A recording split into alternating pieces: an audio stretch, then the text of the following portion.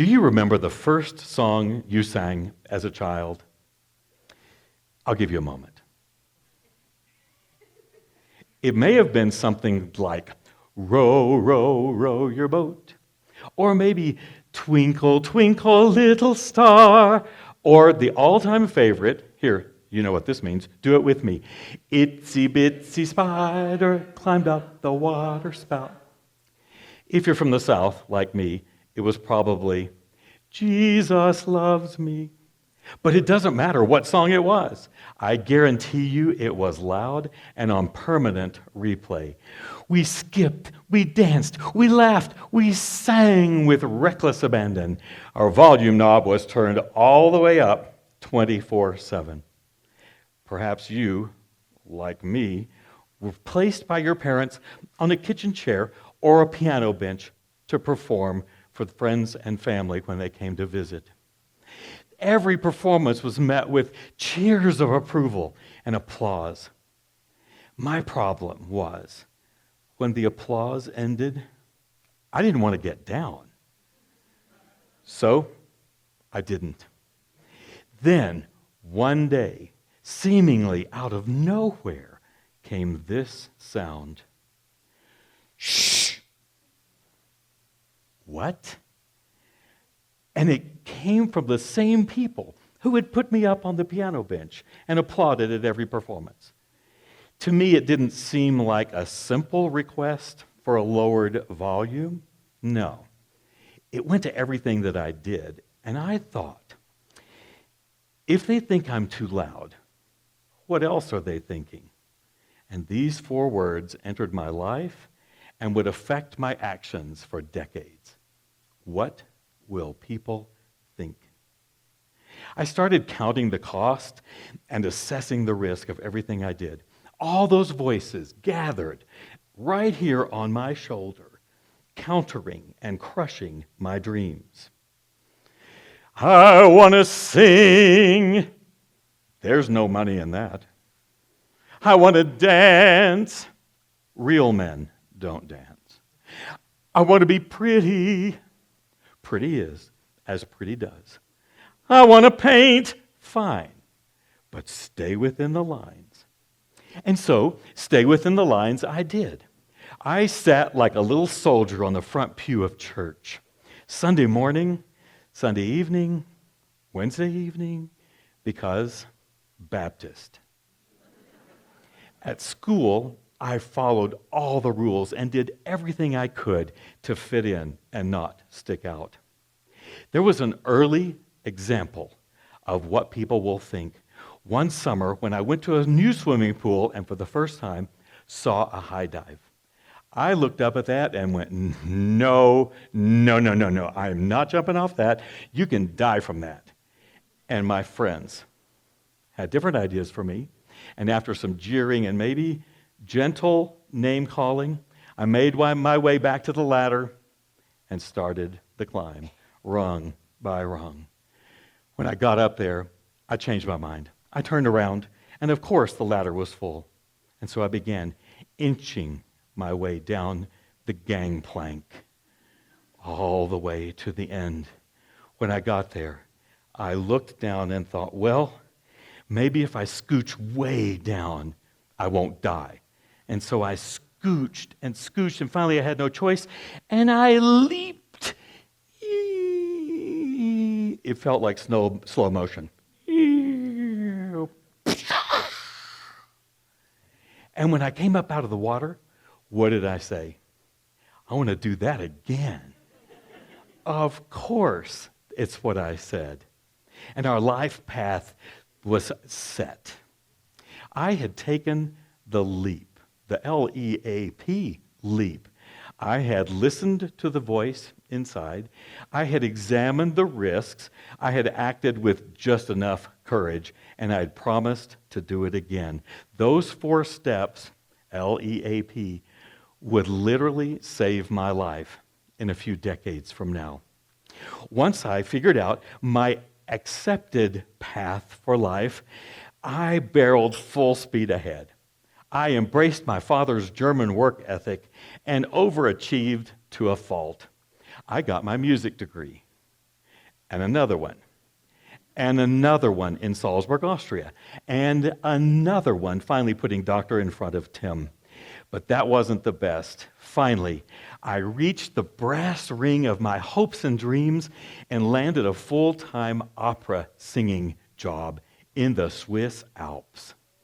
Yes, I gathered up my wife, my 2 children, packed my lederhosen, took a couple of yodeling lessons just in case, and off we went. Living in a foreign country is exhilarating, but it's also exhausting. So every few weeks, we would invite our friends and strangers just to get together for a couple of hours and speak English. We would come in from that frigid cold into the beautiful warmth of the Gasthaus, the delicious smells of sauerkraut and strudel and schnitzel. Oh my. And we were in heaven. What we would do is we would sit around, and when it came our turn, when we got our beer, we would tell our name, where we were from, and what we did. Our friend George had met a friend, Melinda, who he brought to the table. She was there doing a semester for her college. When it came my turn, I said, "Hi, I'm Tim. I'm from Texas, and I'm an opera singer." Melinda went nuts. She went, "Oh my gosh, I can't believe I'm meeting an opera singer. I love opera singing. My family loves opera. Sing something." And I said, "Melinda, no, I'm not going to sing for you. I mean, what would people think? I mean, we're in a restaurant. Please, please, please, please just sing something." And I said, "Melinda, look, here's the deal. Next week, I will get you 2 tickets to the opera I'm in, and you can come and hear me sing." She was disappointed but appeased. She couldn't wait to tell her family. The next morning, George called and said, well, what he said was, "I thought he was going to ask for the 2 tickets. I only wish, in hindsight, that's what he had wanted." He wanted to tell us that Melinda had been killed on her bicycle riding back to the hostel that night.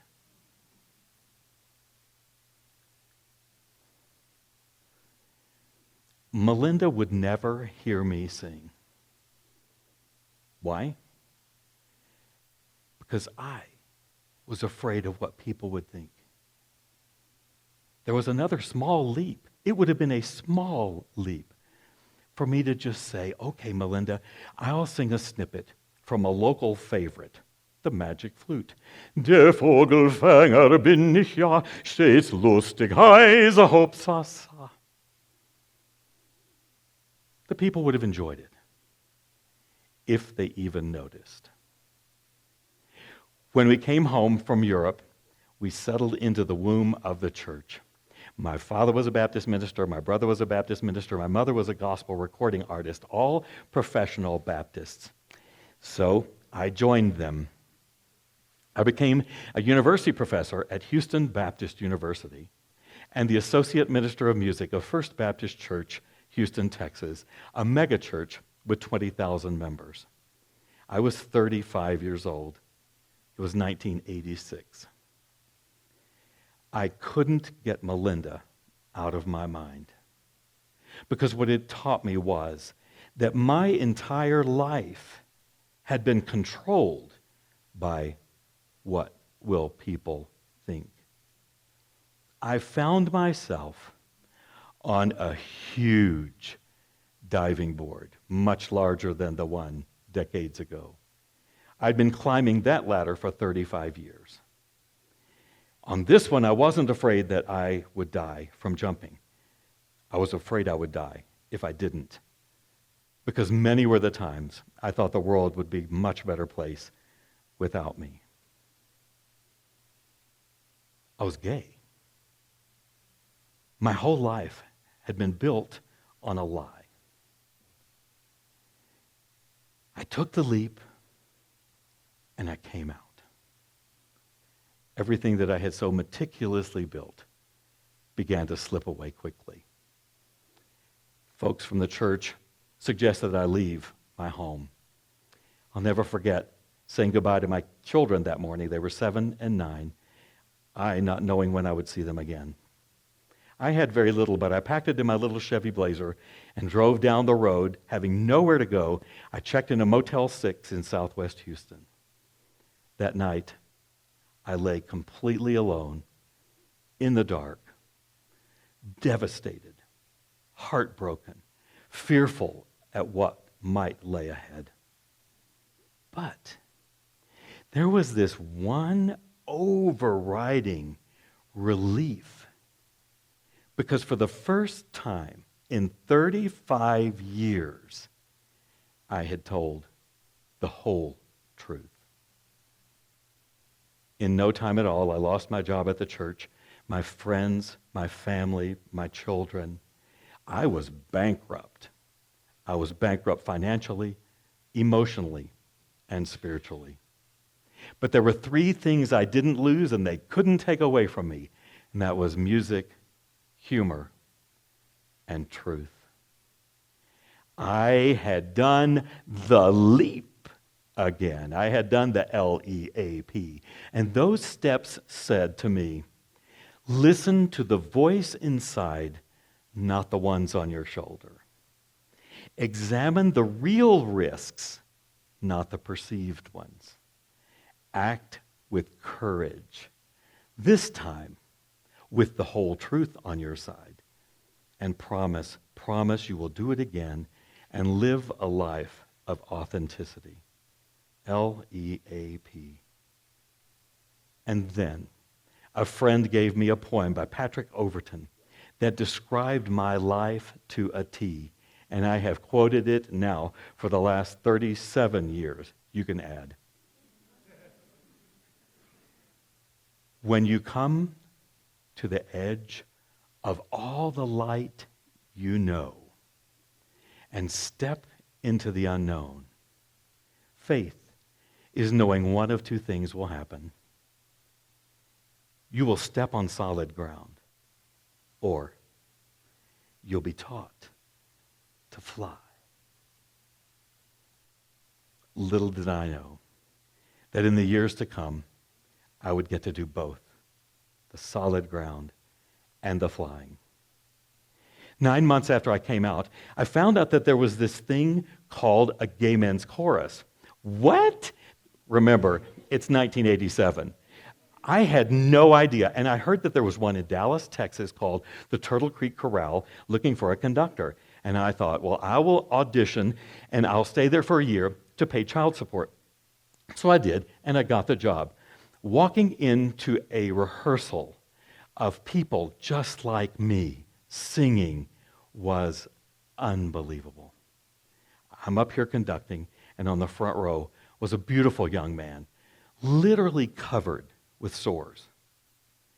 At break, I asked some of the singers, what is that? He has full-blown AIDS. And I more naively asked, well, what's he doing at rehearsal?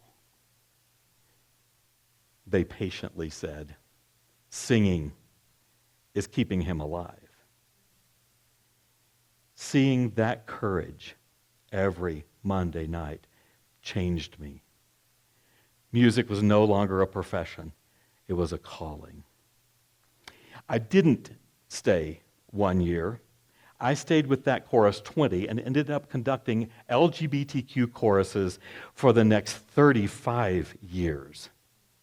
And what a job it was. But I found out very early that I was not just the conductor.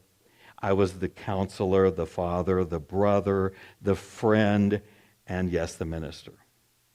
I heard hundreds of coming out stories, young to old. Every single one of them an act of courage, a leap, a tearing away of what people thought they should be and do. In all of those stories, not one wished they had not come out, and not one wished they had waited longer. All said, I wish I had done it sooner. The most beautiful thing was watching the courage of my 2 children as we all walked the path of reconciliation and forgiveness. I knew that we had come to wholeness when it was the 2 of them who held me and supported me when I got my own HIV-positive diagnosis. After 20 years conducting in Dallas, I made the huge leap to the San Francisco Gay Men's Chorus as their conductor. From Texas, huge leap.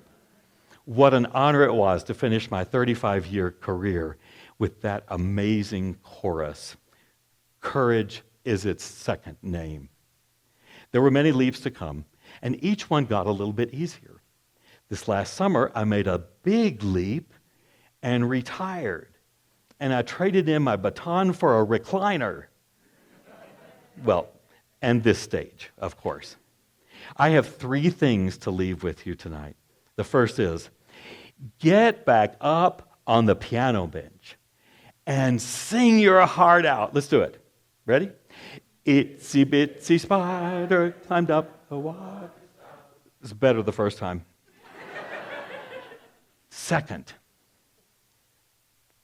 find out what your high dive is. What is the thing you're most afraid of? What is that thing that, you wish you could do, but you are afraid of? And leap. And I will caution you, it's habit forming.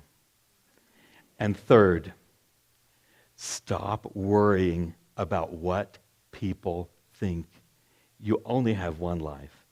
You are only answering to yourself. In 1989, this song came out on cassette, of course. And I put it on permanent replay for my children every time they came to visit because I wanted them to hear this message, a message I had not heard. And I want you to hear it. You can be anybody that you want to be. You can love whomever you will. You can travel any country where your heart leads, and know I will love you still. You can live by yourself. You can gather friends around. You can choose one special one. But the only measure of your words and your deeds will be the love you leave behind when you're gone. Oh, the love you leave behind when you're gone.